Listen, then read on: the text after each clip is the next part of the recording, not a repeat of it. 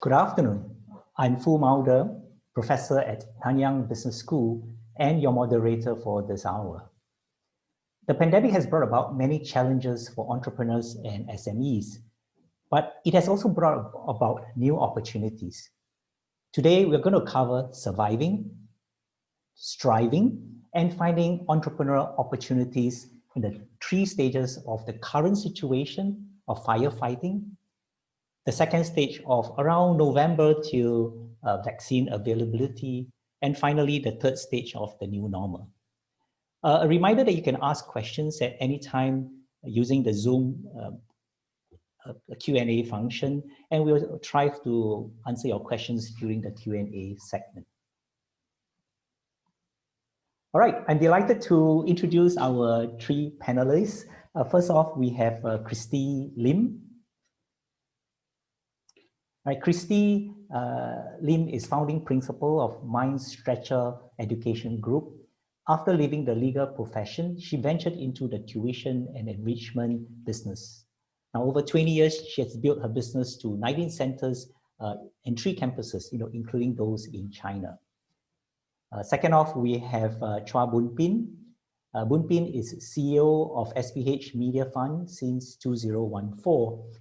He has over 15 years venture capital and merger and acquisition experience in the technology, media, and telecommunication sectors. Our 3rd panelist is Mr. Tan Soon Liang. Now, Soon Liang is founder and managing director of TI Ventures Private Limited.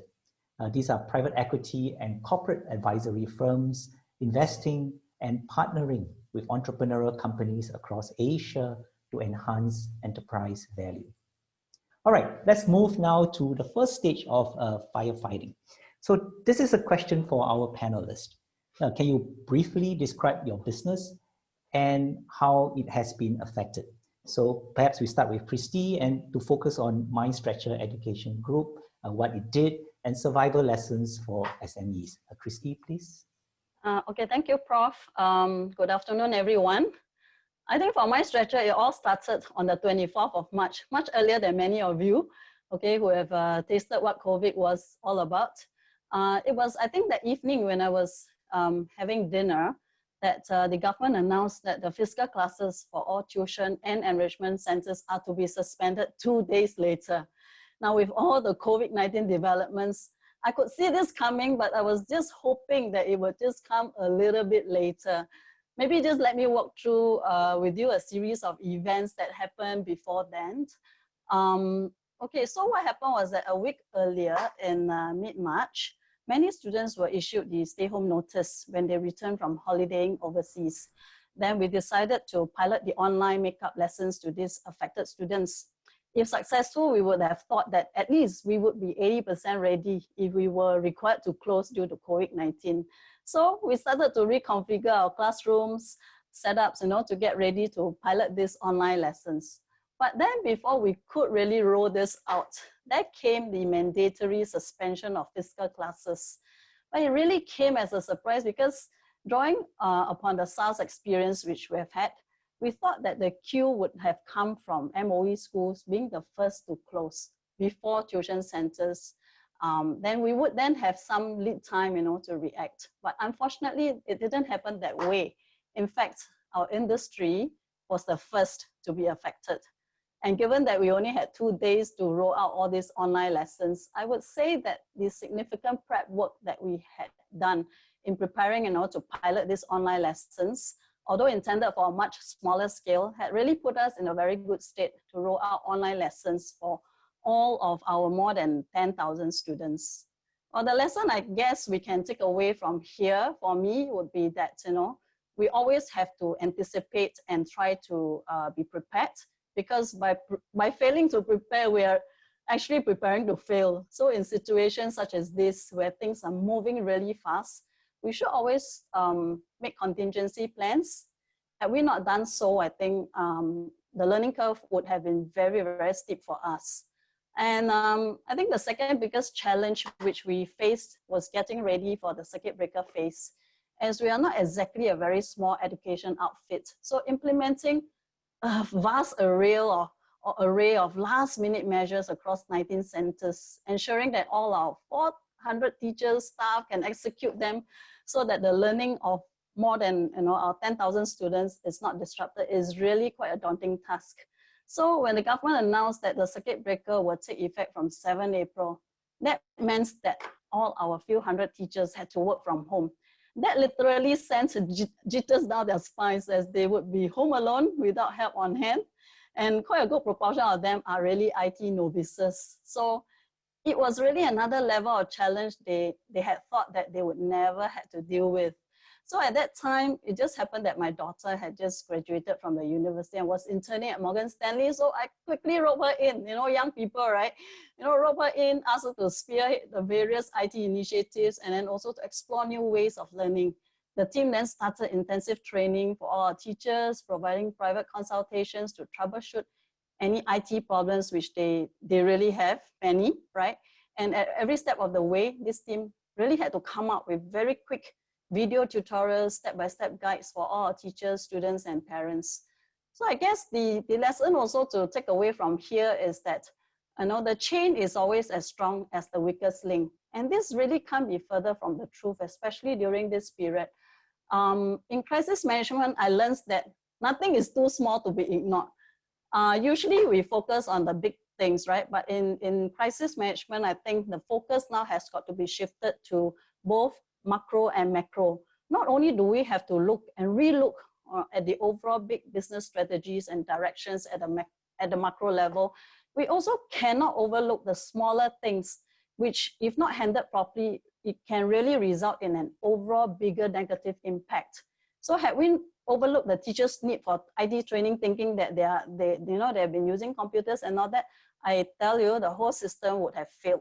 And today, I think we have also established a brand new IT support team to continue to hold the hands of our teachers, students, and parents in the online learning space. Right, it's quite amazing how you have to react in 2 days and how crisis management actually helped in this process. How about Boon Pin? What about SPH Ventures and lessons for startups? Okay, so for SPH Venture, we invest mainly in startup, fairly early stage. So when the pandemic happened, it hit the startup in two ways, right? First, the fundraising environment slowed down because investors are not traveling to meet the companies. Due diligence become more challenged. And then obviously the other end of it is the revenue slowdown. So without these two, startup face cash situation, right? Most of the startups don't really have enough cash to last them beyond 12 to 15 months. So when that happened, a lot of my startups go into a survival mode. The key is obviously making sure that they have enough cash runway to survive till they are able to meet investors again. So many of them approach it more from the cost-cutting measure, right? The question is how much to cut, right? So most of the companies, they start with 20%. Some, they take a more drastic cut. Management take 50% pay cut. The senior management take 10%, and etc. But I think what's important is that when you do that, it's very important for the leaders or the management of the company to have an open communication, explaining to the people why they're doing that. Because rumor will start to spread that the company is not going to survive. As usual, startup come and go. So as a board member of a lot of these startups, I will tell them, important is to make sure that morale is not affected, right? We take a short-term pain, we cut costs, but it's for the better of the company. So that's very important. Then obviously, as investors, we also will work with the management to sit down and review the product they're offering. Because as SPH Venture, we invest more than 40 companies across a wide spectrum. We do have different companies affected differently. I have companies in the travel tech, which obviously during this pandemic, their revenues dropped significantly, almost to the point of non-existence. Then we need to look at the product and say, what are the products that are still relevant?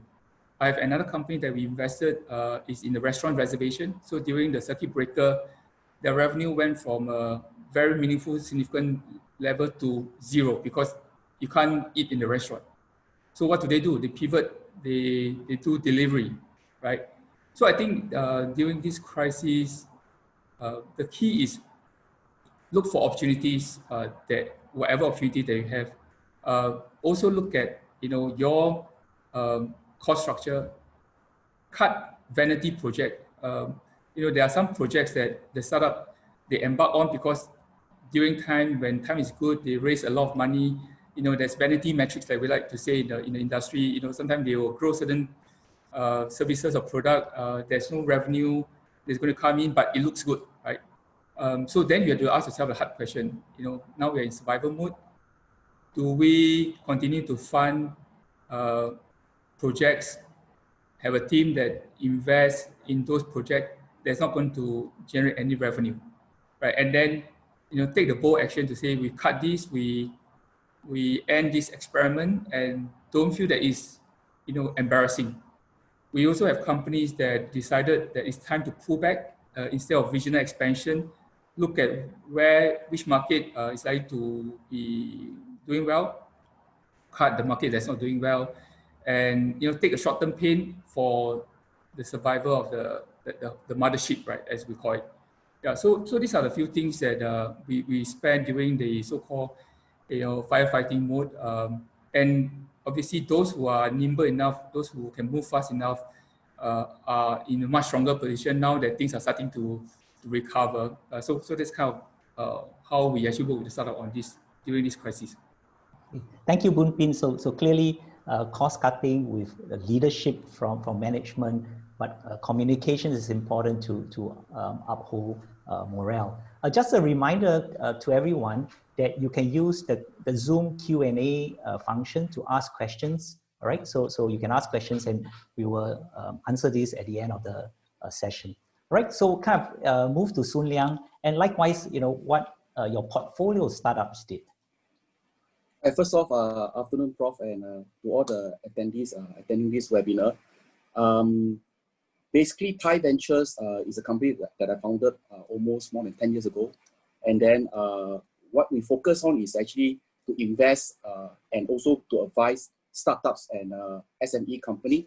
So I don't really have a lot of capital to invest, but what we did was basically we focus our investment into angel round investment. Typically, these are companies without any products or revenue. They haven't got a product. It's just a PowerPoint, right, of what the owner wants to do. And also, we venture into some company that has already got a product or services. They have started selling, and then these are all the pre-seeds and the seed stage company. So we specialize in investing in such company, and I also invest in a small, medium-sized company in Singapore here. Typically, these are all the older company, at least of 10 years to 20 years of operating history. They have a sizable revenue north of 10 million and above, but it's still owner run by a family, not professionalized yet, but seeking to professionalize. So we constantly help them to improve and go on to the next stage. Now, regarding Prof, your question, how the portfolio company have performed, right? I mean, I have a big spec of investment ranging from startups to institutional funds, investment, private equity in small, medium-sized company in Singapore. And also, I also invest in the US VC fund. So in total, our own direct investment plus the two funds that we invested has a portfolio of about 50 over companies, from big all the way to small. What I see from this situation of phase one of everybody is trying to fight fire, right? And I feel much more for the startup, because startups are always constantly under stress. The founders are constantly under stress. I heard Boon Pin say that there's a pay cut that they are considering. For our startups, unfortunately, the founder don't have any much to cut when they are drawing like $1,000, and some have not drawn salary for the past 1 year, trying to actually lengthen the runway as far as possible, pay the employee first before they can raise the next round of funding. So as you can imagine, this time round, the funding is almost drying up, right? Investors will probably more hunting for distressed company or even listed company which is undervalued now. Why would they want to look at startup, right? So two examples, but of course there are some founders who are very adaptive. just give you two examples. One of the company which I'm advisor to, they are a local company. It's a 6-year-old company. Founder is actually ex-NTU alumni from the ADM course. I think they are the first batch of ADM course. So they were doing filming. And during that CB, filming was deemed unessential. So can you imagine when they do all the filming revenue, suddenly it has to freeze. So what we then do is we quickly pilot some SME owners, and also we get people to actually start an interview to advise other entrepreneurs who have been through crisis, how they overcome crisis. So it's actually a situation where we pilot a live stream show, and also company pivot into educational content for corporate learning, like what Christie had said, right? Many of the content provider, they are stuck with their old brick and mortar. How do they transfer and how do they pivot to a digital strategy within such a short time? So this company actually is focusing on that. And then I have another company which I also advisor to, started by two very young lady, young entrepreneurs who are supposed to actually focus on companies that is hiring, and then they make the fee from introducing or matching potential job seeker to this company. So when CV strike, their hiring volume collapsed basically. No or lower jobs on the platform. But what they did was they pivot and quickly focus on building their job seeker database when a lot of people who are retrenched, people who are seeking employment, they take this opportunity to leverage on this job seeker demand and strengthen their position in the job space. So I think various companies have ways to manage this crisis, but I think everybody should be positive. Yeah, a while ago I was reading about this Stockdale paradox. It's quite interesting. Stockdale is actually an army veteran, right? And then he was been in prison for 7 years. So he actually survived the ordeal. He actually survived. And then when the interviewer asked him, how do you survive the 7 years in the prison when you are locked up as a prisoner of war? And guess what he said? He said, actually, it's easy, right? The people who die first, right, are the optimists. So the people who talk about, oh, it's okay, we'll be released, our country will send their best soldier to come and save us from the prison, and by Christmas, we should be out of the prison. But guess what? One Christmas after another Christmas, and they basically lose hope. So those who die are the optimists. But what keeps this guy, Stockdale, going on, right, was that he has a vision. He has a clear vision that he wants to go back to his family. He wants to go back. He knows that he will prevail. But having a vision of in the future, not immediate, short term, but focus on staying survival, focus on staying fit is important. So I guess this is very much what our message to a lot of our entrepreneurs during this stressful period. Right. Thank you, Soon Liang. So it's both to pivot, but also to have a grand vision that you want to achieve.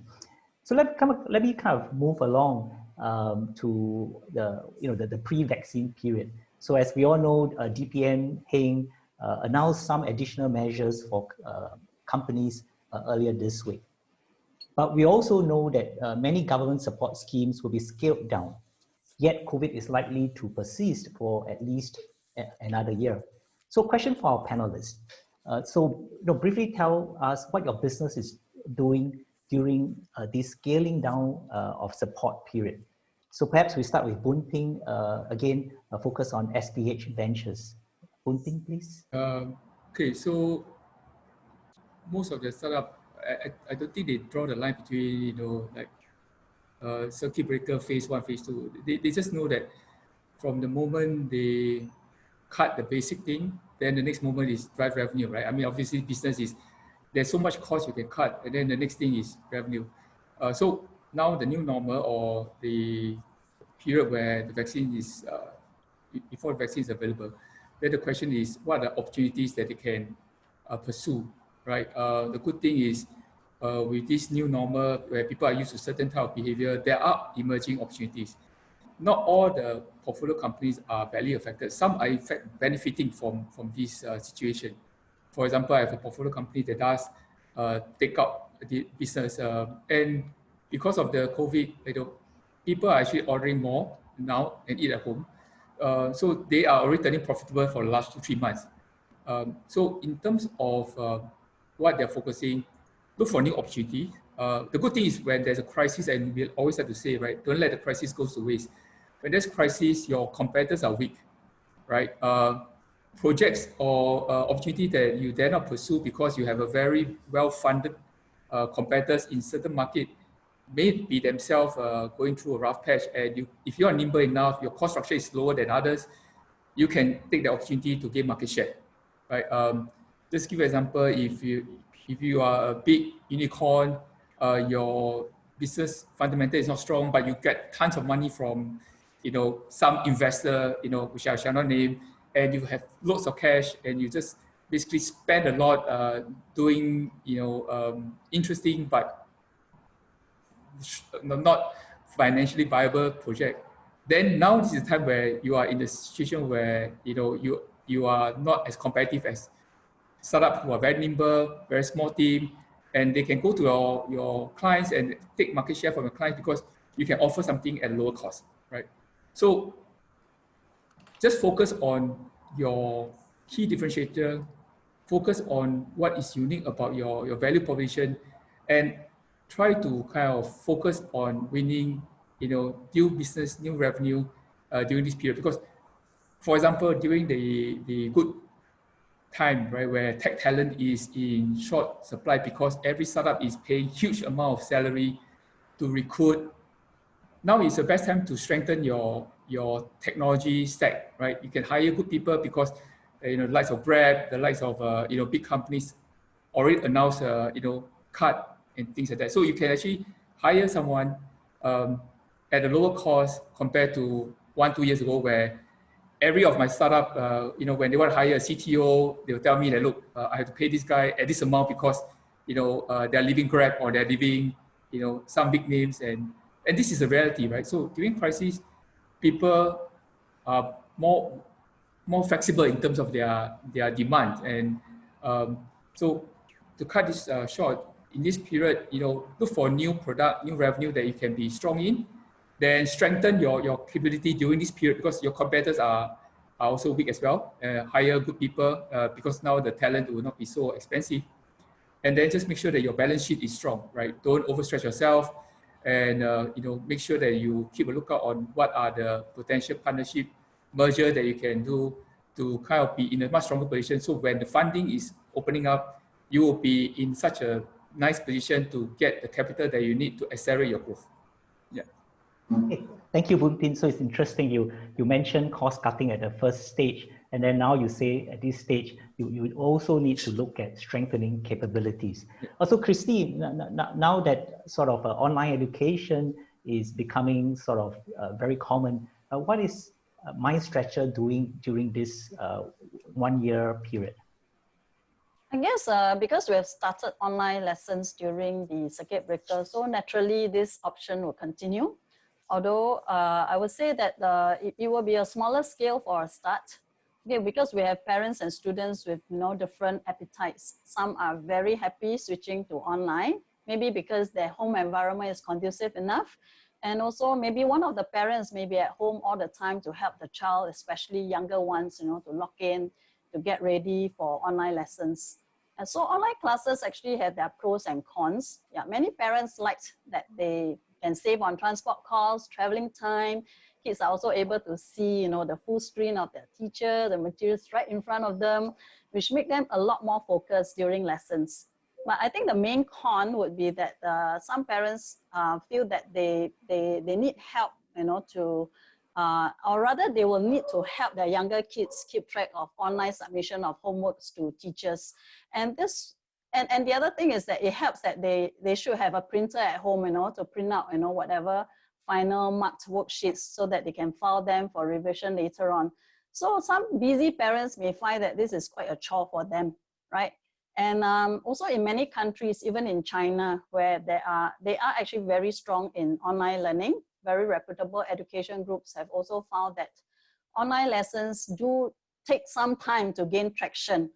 Right, I believe had we not been hit with the COVID-19, it would probably take us even longer for students, especially our local students and their parents, to accept online lesson as an alternative mode of learning. And this period really forced them, to at least give it a try. And some have definitely found that it suits their lifestyle a lot better. And the majority would still prefer to attend physical classes, especially students who are, in their critical years, like the PSLE students, the O-level students, as they definitely do not wish to take the risk of a seemingly less effective mode of attending lessons for now. So I think going forward for MyStretcher, our offerings of services have thus become more varied to meet, the differing learning preferences of our students and parents. I think the other thing which we have embarked upon is webinars. And we used to be conducting quite a fair bit of physical seminars, workshops for students and parents. But with COVID-19, these such large-scale gatherings were no longer permitted. So after stabilizing our online classes, we resumed our seminars in the form of webinars. At first, I think we're not too sure how well it will be received by parents and students. But after trying out a few sessions, we found that they are actually quite a good alternative, to physical seminars as well. And just to take stock, like cumulatively, more than 10,000 students and parents have actually attended our edu webinars for the last few months. And they really found that our sharing is very effective and relevant to them. And, staying at home, they can actually attend this, and they're really, really appreciative. And we receive quite a lot of great feedback from parents, on this. And I guess this form of large crowd engagement will probably be here to stay for now until a vaccine is found. And also when people generally find that it is safe, to gather in big groups again. And I think like what Boon Pin has also mentioned, I think this time we should all take this period to leverage on IT platforms. COVID-19 has really changed the way consumer behaves, and also the way we have been doing business. So while business has resumed somewhat, I would say that we should really take this time to look at processes, to see what we can automate, to be more efficient. And this is also to prepare us to switch easily to work from home in the unfortunate and hopefully unlikely event that Singapore has a second wave of COVID-19 or another pandemic strike us. And if that happens, I guess we'll be more ready to make that quick transition. And also like what Boon Ping rightly pointed out, crisis in Chinese is actually 危机, right? There are dangers, 危险, also there's opportunities, there's 机会. So in situations such as this, we try not to let our business be on a total standstill if possible. We should try out new things, because you never know how it works, right? So if it doesn't work, so be it. At least you have given it a try, and either you know that, it should be discarded or should be fine-tuned further. So my take is always this, that it is better to have actions that are imperfect than to have imperfect, and then to have perfect inaction, not doing anything at all. Yeah. All right, thank you, Christie. So again, I hear the theme of building capabilities, but also interestingly, you mentioned that the preferences, the characteristics of your customer change. So companies should be aware about this. So Soon Liang, you mentioned earlier that funding is a huge issue. So what advice would you give either entrepreneurs or potential entrepreneurs to get funding? Okay, that's a good question. Unfortunately, right, when you need money, you don't get the money, right? So this is actually a fact that a lot of entrepreneurs has actually complained or even told me. But we flip the equation around. Assuming you are the one investing in people's business, okay, for all the entrepreneurs, either existing entrepreneurs or new entrepreneurs, you are thinking of about per $1 investment now, over the next 3 years, 5 years, what is your return, right? Because you are investing to grow your wealth and also hopefully to prepare for retirement later on. And you must understand that for investors who invest in private company, these are people who take a huge amount of risk. For example, whenever I invest in any angel investment, my assumption is to assume that I will lose the money immediately after I cross the check over to the company, unless proven otherwise. But however said that, I am patient to actually work with the entrepreneurs and work with them for the next 3 years, some longer, 5 years, before we see any liquidity event. When I say liquidity event, meaning, for example, when I invest in the angel stage or a seed stage, right, the liquidity event will be the next round of funding, where next round of investor, people like, for example, Boon Ping, right, SPH Ventures will then decide to come in at the seed or even the Series A or Series B round. So this is the time that early investor would kind of see the liquidity event. Now, for that to happen, once you understand what the investor are thinking, you are then able to actually refocus on your business, to not just think of investor as just a mere supplier of capital, and like you are doing them a great favor by allowing them to invest in the company, and therefore you are going to give them a return. Now, nobody knows what's going to happen. So for those who are currently assisting running a company, and you are really tight of cash and all that, what I would suggest is to first, before going to even any investor, to really look at your internal operation first, and to look at, to have a hard thing, right, whether is it sustainable. The way of running business pre-CB or even pre-2019 was that of raise a lot of money and then try to focus on revenue, not focus on break-even point, not focus on profitability, hoping the next institutional investor will come and invest. Now that kind of thinking or that kind of scenario is, I think it's now gone, right, with COVID happening now. So you really have to really focus on when are you going to break even.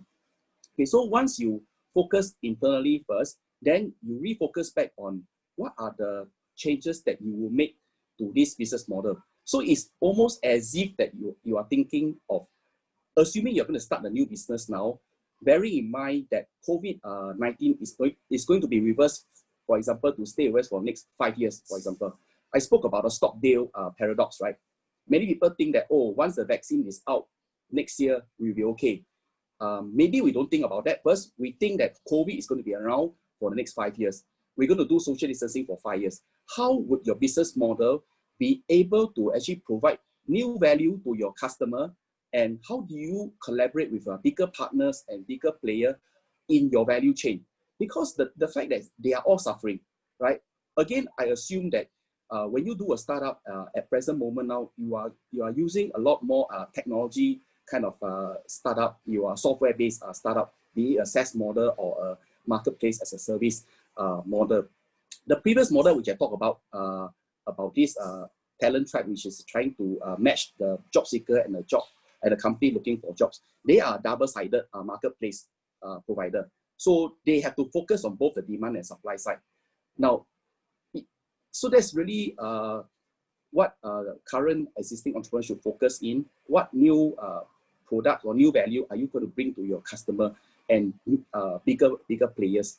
Now, for the new entrepreneurs who are contemplating starting the business, before the webinar, I just saw a news about the latest round of the SG founder program by the ESG. They actually are increasing this startup capital grant up to 50,000 for first-time entrepreneurs. Now, I think that's a very good piece of news. But before running over to seek funding from your friends and family for your first angel round or even taking the government grant, right? I think you should think about the problem that you are thinking of solving. Yeah, why do you want to solve this problem? And how big is this market for it? Because after all, when you pitch to an investor, they are looking at how would the money be able to help you scale the business and grow the business, right? Then next is what is your business model and how do you plan to actually build the products or the service? And why is that product and service relevant even to existing consumer at the moment now? And then third thing is focus on your team. Find a team. Even though you may not have a budget to hire, but at least you have spoken to the person and you have interest the person on your business model, and these guys are ready to come in when there is an investor that is available. So these are the few things that I think new entrepreneur can actually prepare themselves prior to seeking any sort of funding from investor. Right. Thank you very much. So we wanted to move to the new normal of post-COVID, but we have a lot of interesting questions. So let's just jump in straight into the Q&A.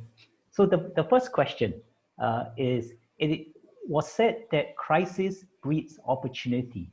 What are some of the new business opportunities arising from the pandemic? How to capitalize on the crisis? Perhaps I invite Bunting to take this question. Sure. Well, I mean, some of the more obvious one are things like telemedicine, right? I think before this pandemic, the whole concept of, talking to a doctor using a mobile phone and not seeing the doctor physically, is not everyone kind of accept that. But I think during this crisis where, even the doctors themselves try to encourage, patient, if it's not serious, don't come to the hospital. We are seeing a lot of companies or startup riding on that. They do serve a need, right? I mean, if it's a basic, fever or symptoms, you may just want to dial a mobile number, talk to the doctors. They look at you on the phone, and if your company accept that, it's even better still, right? So we are not invested in any of those, but I think these are some of the companies that managed to benefit a lot during this crisis, because in the past, there are different kind of investors. Some investors don't believe this will be here to stay in telemedicine, but I think we have noticed significant amount of interest in this sector. Other areas is remote workforce. Now that this work from home has been proven to be necessary and also possible, then the question is, there are going to require a lot of technology support, a lot of tools to help staff to perform their work better, and for the company to monitor their staff better, right? So these are things that out of this necessity, you emerge opportunities that startup or potential entrepreneurs can start to look at and start to identify. Look at what are the friction right now in terms of working from home.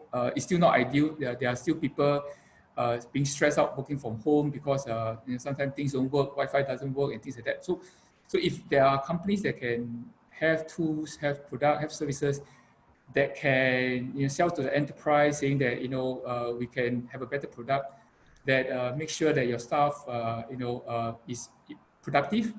Make sure that I don't like the word track, but make sure that we know they are spending their time wisely. In US, I already noticed that there are some companies that actually do random screenshot shot of the staff laptop, so that to make sure that the staff are working actually. Yeah. So these are opportunities that can happen, and then looking at with the fact that now people are so used to scanning a QR code to any places, and people are very used to using digital wallet and very used to using e-commerce. The whole mindset of trying new things, the cost of educating people has lowered, right? And I think now if you go to any people and say, oh, you must have something on the phone to do certain things, there's less resistance. So there are things that you can leverage on the fact that the government has already spent so much to educate people to use certain things, right? And encourage people to use QR code to pay, digital wallet, because they cash is dirty. So things like that eventually will change the behavior, like what Christine said, right? Once consumer behavior is changed, you have half the battle won, because the biggest cost for any startup is to get people to be comfortable using certain services. So once that has been done, then as long as your services reduces friction, help bring value to the consumer or to the enterprise, then that is where I see great opportunity. For us as a venture capitalist, we do not know all the time what would be the best opportunity, but we always believe that entrepreneurs who are sharp enough, who can see the trend, the dot, and connect the dot together, they are the one that win. And there's a reason why I'm a VC and not entrepreneurs, because we are very good at understanding what entrepreneurs think, but it's not necessarily the skill set that we have, right? So for entrepreneurs, stay grounded, look for trend, try to look for pain point, friction, and that's where your biggest opportunity. Yeah. Okay, thank you, Boon Pin. So again, customer preferences change a lot. Many more opportunities: digital wallet, telemedication, work from home, fintech. So this question is for Sun Liang.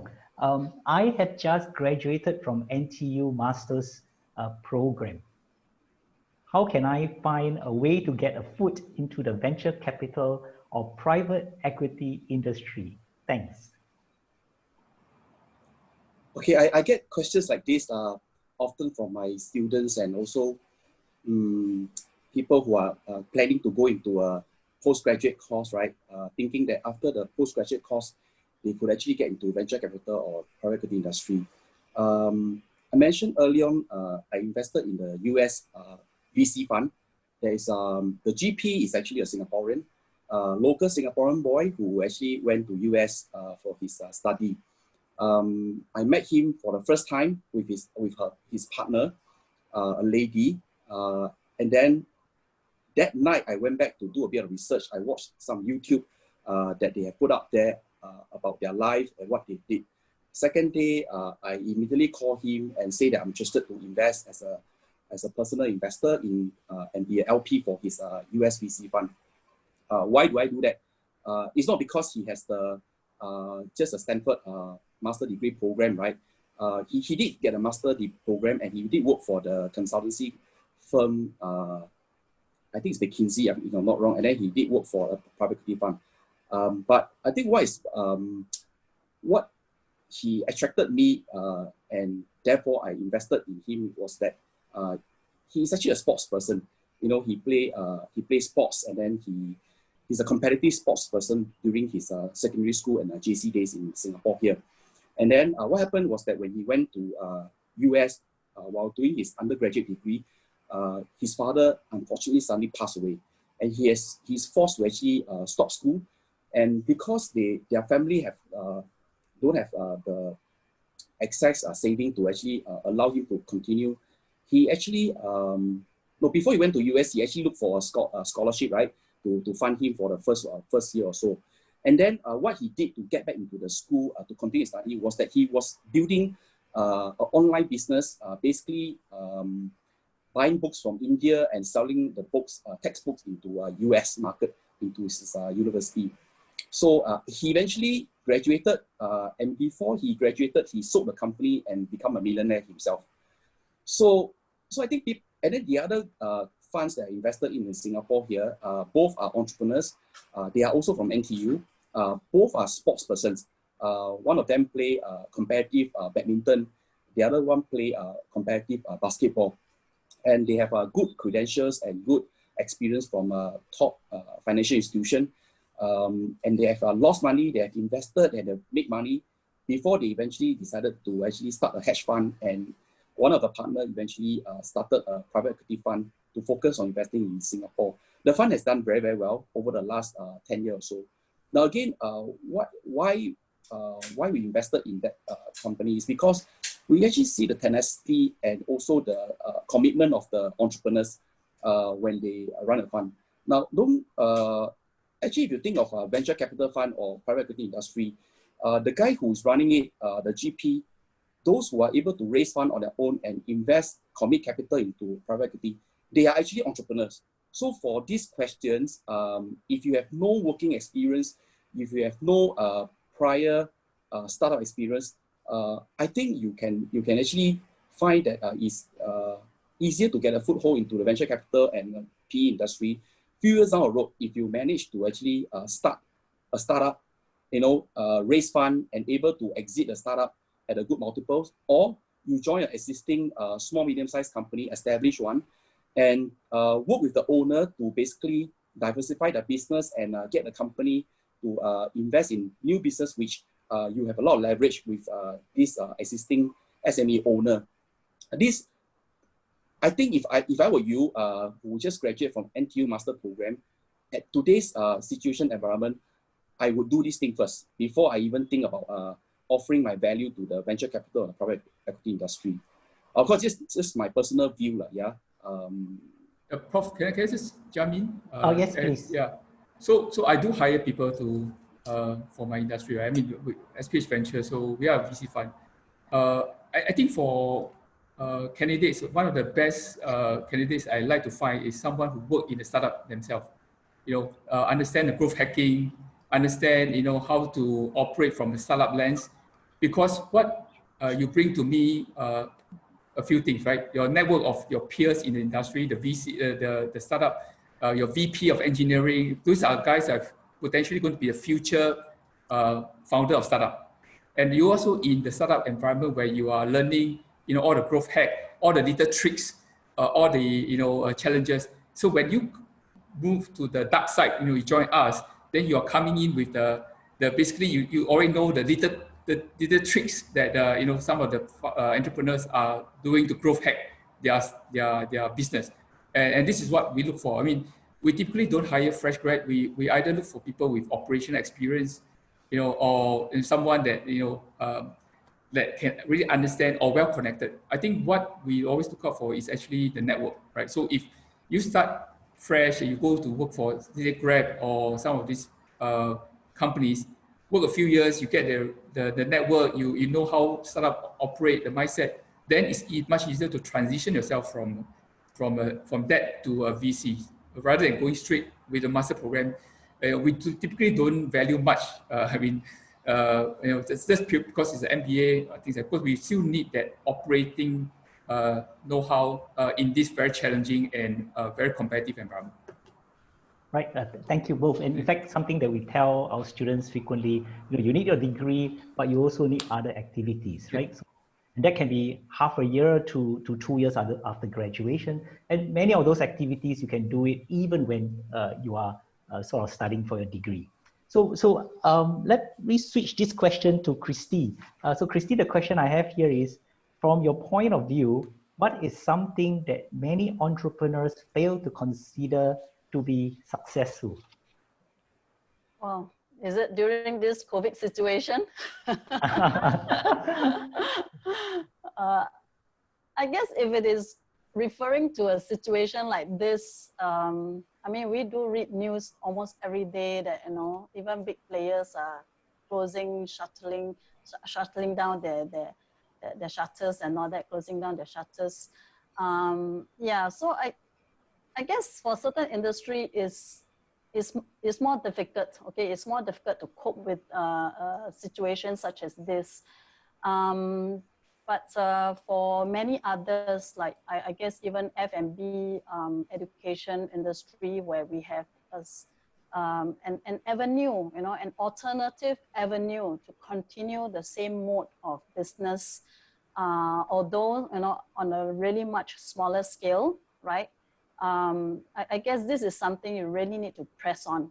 Yeah, you cannot give up at the slightest, wind that things are going to get seriously bad. More measures are coming in. I remember myself having, like going to bed and then waking up with some solutions. That is actually a pleasant surprise, but that will also mean that actually I bring my problems to my bed, and then waking up with some fresh ideas and all that. So I think we, as leaders and organization, where especially you're looking after so many people, you're really thinking how not to let them lose their jobs and all that. You just have to continue thinking and looking at different ways of doing business, although it may also be a little bit remote from whatever you have been doing in your mainstream. So as long as I think you can keep it going, like some of the Boon Ping or Sun Liang have been sharing, as long as I think you can get it moving and going during this period, I guess that's the best we can do, until the business and the economy picks up, then everything will be, you can just move on, accelerate, together with the economy and the business. Yeah, so being resilient, I guess, is very, very important during this period. Thank you, Christie. And definitely characteristics of an investor and characteristics of an entrepreneur can be quite different. And I have a question here about investing. So I guess either Sun Liang or Boon Ping might want to take this. What additional lenses should investors apply when analyzing startups in the post-vaccine time? How is this approach fundamentally different from what was done in the pre-COVID time? Maybe I give you a go. I think the lens, the new lens that we look at is definitely risk become a lot more talked about now.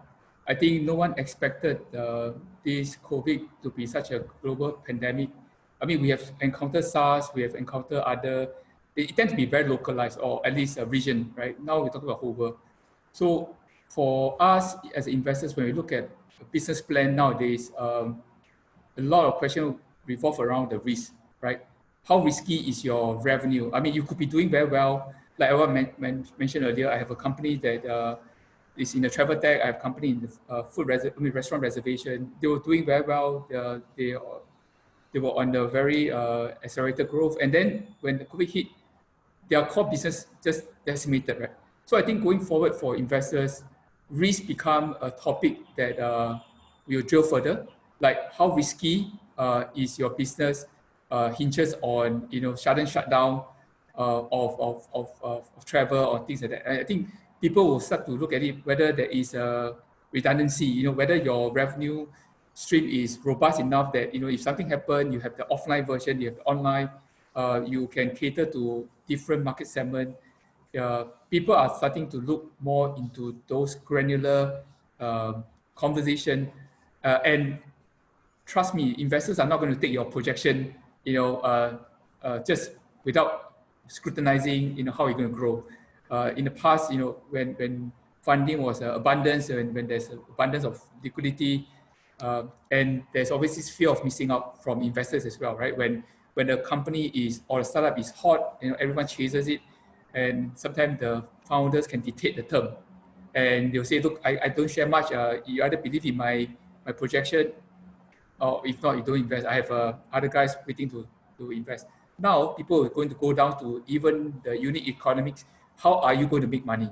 I think with things like Uber, WeWork, the fiasco with those companies that although they got tons of money, tons of funding, end up the unit economy is still not very clear whether they're going to make money.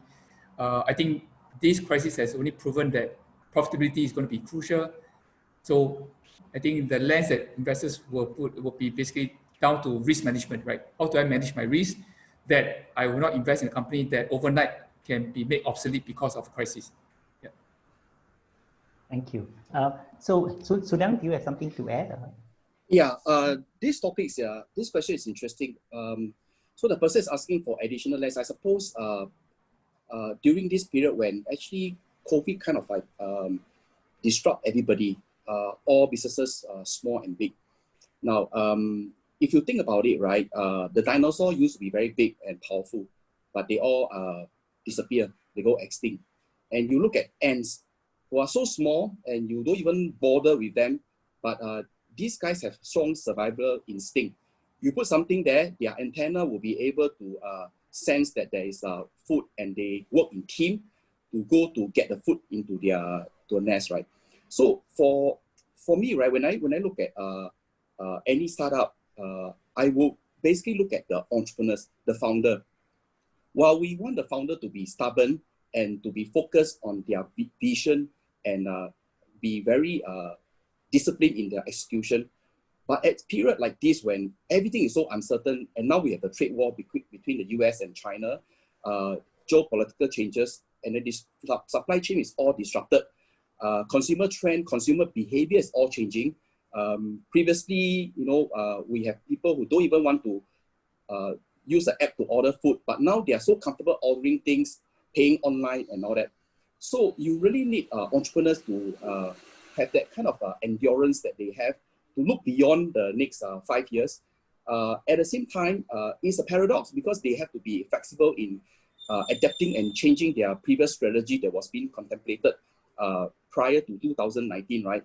And they need to be able to also collaborate with larger partners, corporation, because these guys are suffering. A case in point, right? I have an investing company. They are in the edtech business. previously they actually have content, very good content that enable kindergartens and primary school to teach English in China without any English teacher. So imagine if you're going to scale this product, right? You will have 1 million children, Chinese children, who don't know ABC and can't even read a sentence, can't even read a book. This company actually has the program through operating it in every kindergarten, and then all the students will be able to, within 2 years, learn English and be proficient in it without the use of English teacher. Amazing product, right? But all this has to change because they actually pivoted into focusing on Southeast Asia market. So when COVID came, basically there's no classes and people are forced to actually learn at home. So what this edtech company did was very quickly collaborate with an AI company. This AI company is well-funded, but they don't have content.